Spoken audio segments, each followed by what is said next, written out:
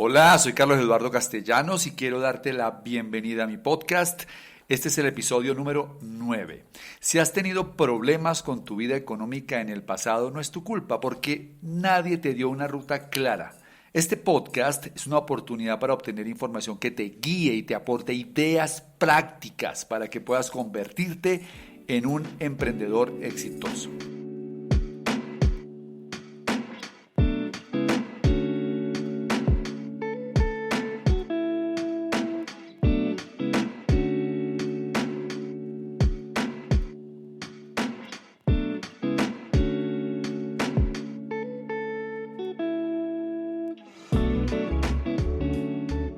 ¿Cuál es el problema que quiero abordar en este episodio?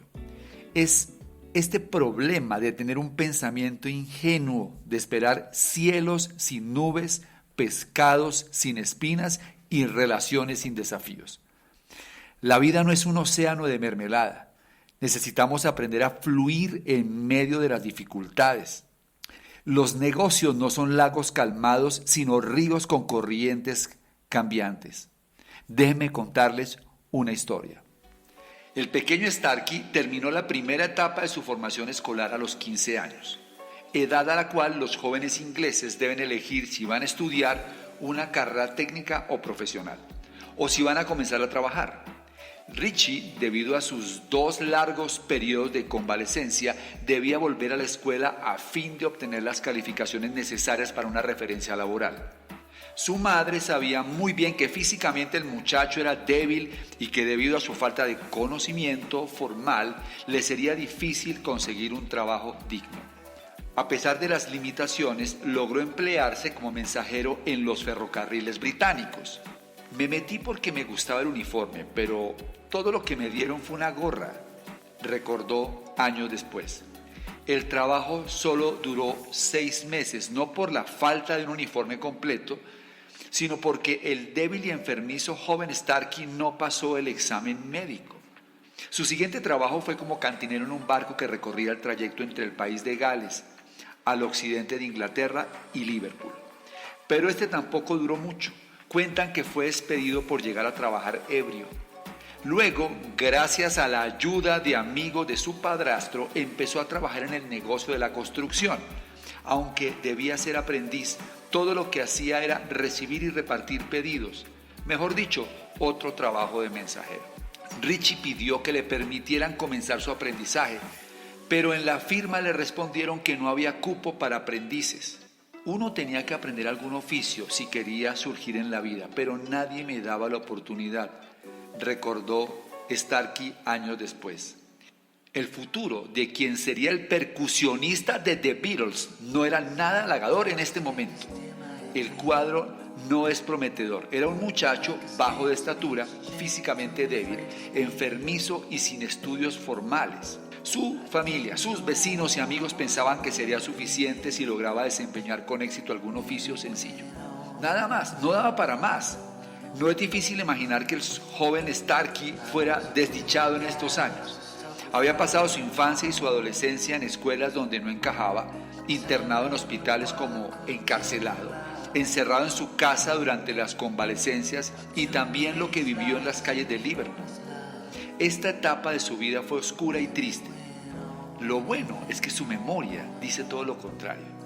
Recuerda haber sido feliz con una madre como Elsie, que era generosa dentro de sus posibilidades, de risa abierta y franca, extrovertida, una mujer maravillosa con quien pasó muy buenos momentos y a quien nunca le reprochó las largas jornadas de trabajo que le mantenían alejada de su familia. Recuerda también un padrastro Harry, amable, gentil y preocupado por su bienestar.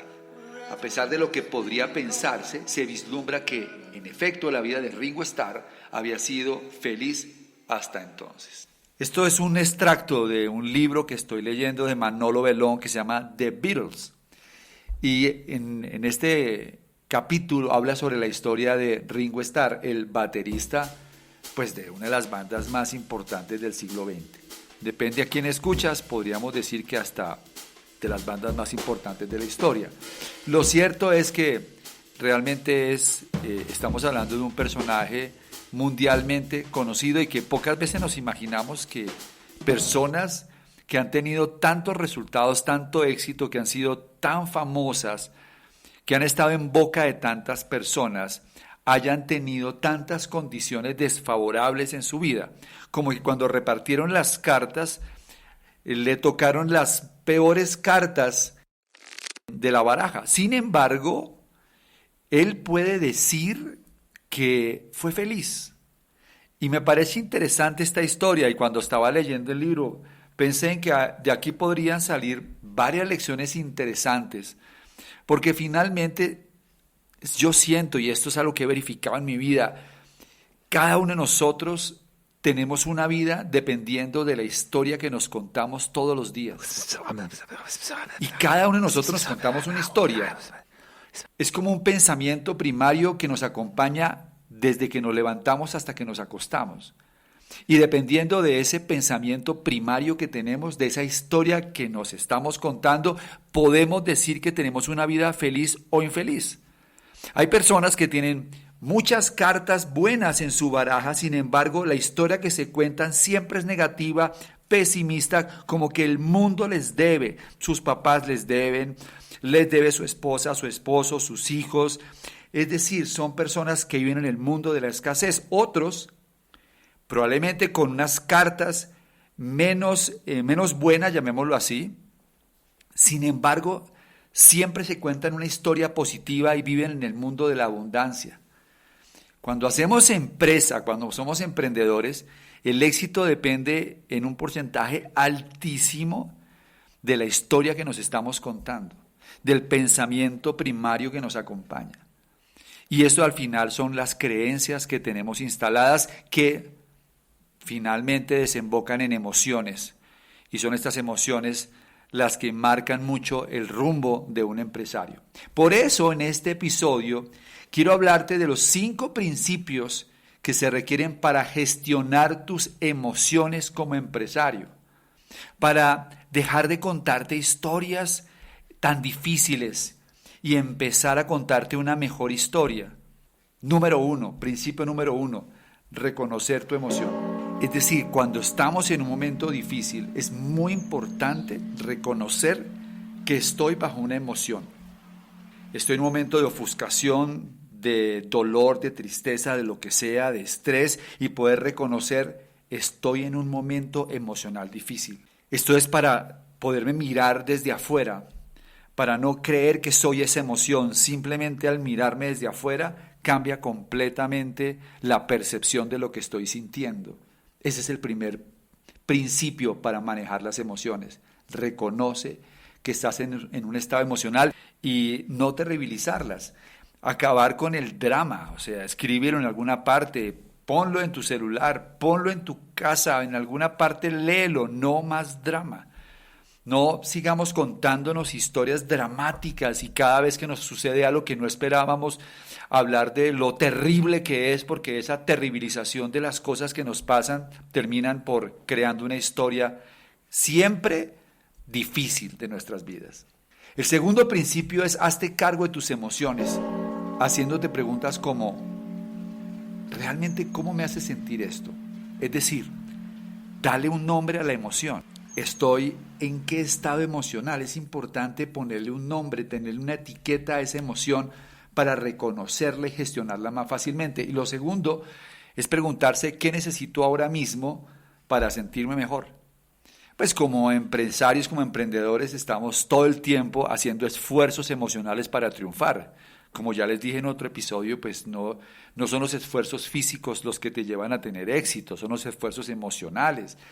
Y cuando tenemos esta presión emocional, cuando tenemos estas dificultades, es importante saber qué necesito ahora para sentirme mejor. ¿Cómo gestiono esto? Necesito caminar, respirar, hacer ejercicio, tal vez retirarme un poco, pero es importante que cada uno sea sabio de su propia vida para poder gestionar más fácilmente la emoción.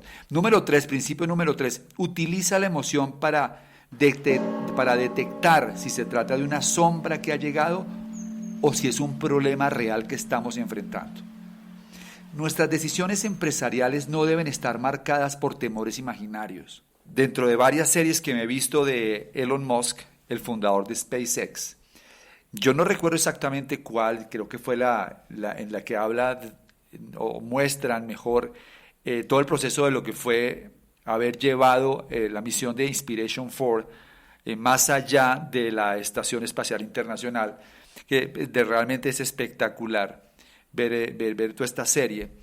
Pero realmente lo que quiero referirme ahora es que hay un momento en el que cuando estaban a punto ya de lanzar el cohete, en ese momento la persona encargada de dar el visto bueno desde el punto de vista de clima, de que se podía hacer el lanzamiento, genera una alarma.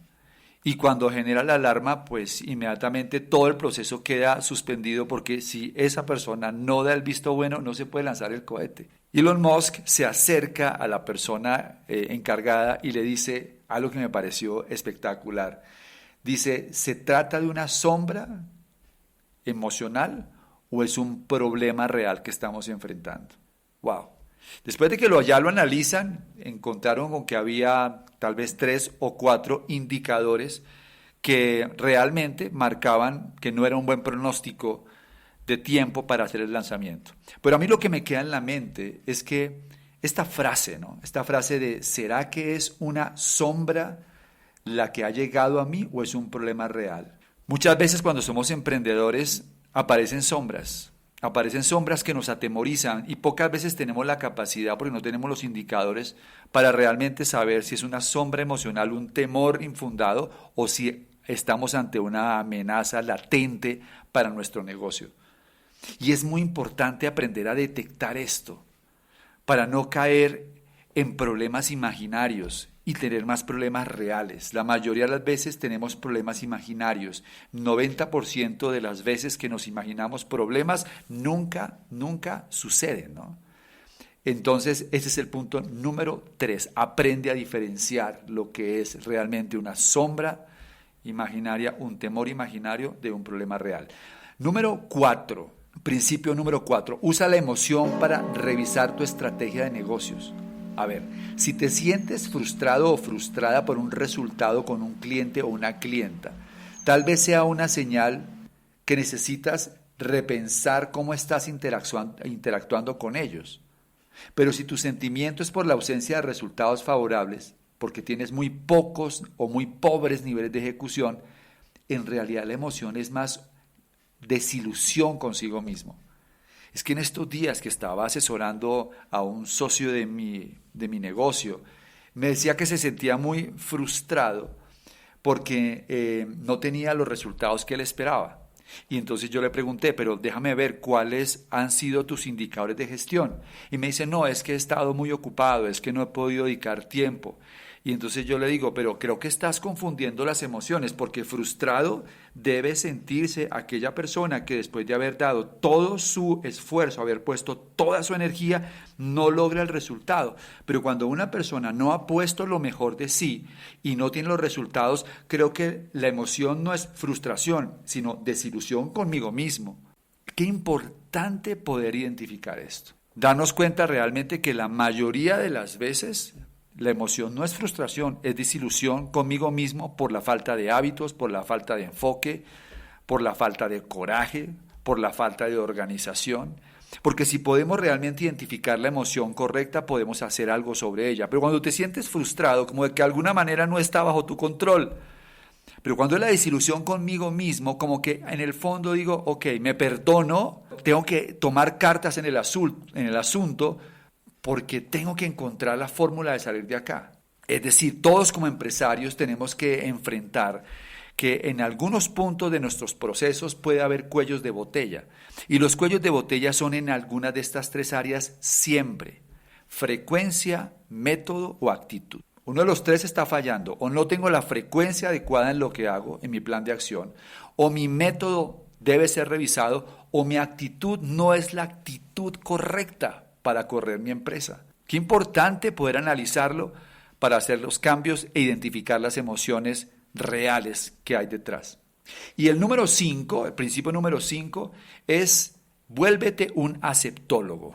¿Qué significa? Yo hice un curso de aceptología. Es interesantísimo entender que el nivel de sufrimiento de un ser humano está directamente relacionado con su resistencia a aceptar la realidad de la vida.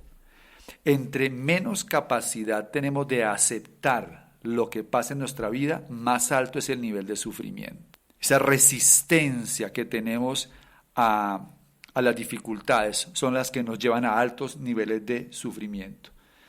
Cuando estamos haciendo empresa es importante aceptar que la frustración y la decepción hacen parte del mundo del emprendimiento.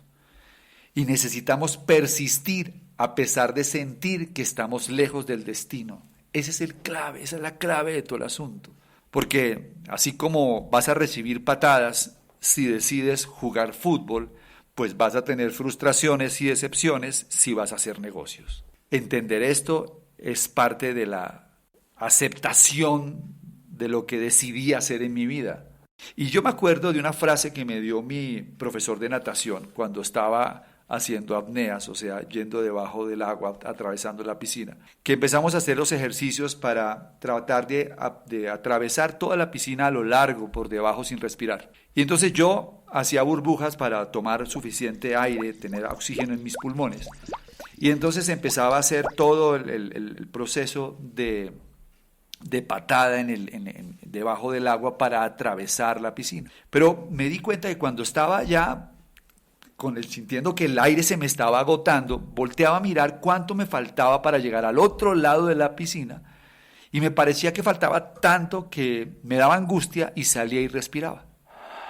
Entonces, claro, yo dije, no, me falta tomar más oxígeno, debo oxigenar más. Y entonces hacía más burbujas y lo intentaba otra vez. Y me sucedía lo mismo, apenas miraba hacia el frente, tratando de identificar dónde estaba el otro borde, me parecía que faltaba tanto que me daba angustia, salía y respiraba. Hasta que el profesor se dio cuenta y me dijo, lo estás haciendo mal. Enfócate en la velocidad y no en la distancia. En lugar de ver cuánto te falta para llegar al otro lado, al otro borde, más bien enfócate en la velocidad con la que pasan los baldosines debajo cuando estás haciendo la patada. Enfócate en mejorar la técnica para avanzar. Y esto fue mágico porque apenas cambié el enfoque y empecé a enfocarme en hacer mejor la patada, en hacer mejor la técnica para avanzar. No solamente llegué al borde del otro lado de la piscina, o sea, la atravesé toda, sino que alcancé a devolverme un poquito. Y para mí fue una gran lección para el emprendimiento. Cuando estamos emprendiendo, tenemos que enfocarnos en la velocidad, no en la distancia. No puedes enfocarte en cuánto te falta para lograr todo lo que tú aspiras. Tienes que enfocarte es que en el día a día haya la velocidad suficiente y mejorar tu técnica y mejorar tu actitud para que puedas avanzar mucho más rápido. En fin, ahí están los 5 principios y se los quiero repetir para que los puedas apropiar de este podcast para gestionar tus emociones como empresario. Número 1, reconoce tu emoción. Número 2, hazte cargo de tus emociones haciéndote las preguntas correctas. Número 3, utiliza la emoción para detectar si se trata de una sombra o de un problema real. Número 4, usa la emoción para revisar tu estrategia de negocios y diferencia lo que es estar frustrado de lo que es estar desilusionado con uno mismo. Y número 5, aprende a aceptar y entender que definitivamente no vivimos en un océano de mermelada y que si hacemos negocios estamos en un río tormentoso y no en un lago calmado. Así llegamos al fin de este episodio. Si alguna vez pensaste que debe haber algún secreto que tienen los ricos y los empresarios exitosos, tienes razón. Sí hay secretos y aceleradores que puedes aprender a usar en adelante en tu vida económica y que voy a compartirte en este espacio. Nos vemos en el próximo episodio. Bye.